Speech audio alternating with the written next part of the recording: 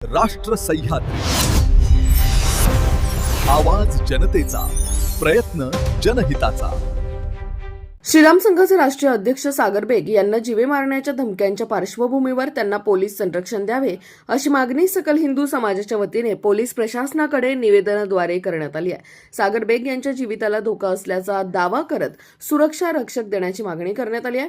या निवेदनावर रोहन डहाळे, स्वयं जंगम, शिवतेज राऊत, साहिल सुरवसे, सागर गायकवाड, ओमकार डहाके, अमित जगधने, उमेश पठारे, साहिल बिलाल, निखिल बिवाल, प्रशांत जगधने, रोहित बिवाल, सिद्धांत परदेशी, महेंद्र सिनारे, बन्नी बर्डे, रवी धनवटे, सतीश फुलसुंदर, सचिन बोराडे, सुनील पवार आणि अभि तनपुरे यांच्या सह्या आहेत। करून धमकी येत आहे।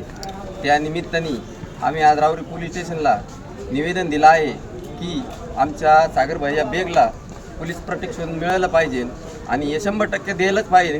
कारण की किती केलं ते आमचे श्रीराम संघाचे अध्यक्ष आहे आणि अशा काही धमक्या वगैरे येत आहे।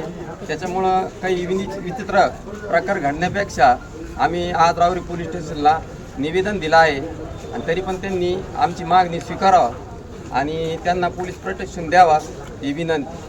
जय श्रीराम, जय श्रीराम। राष्ट्र सह्याद्री,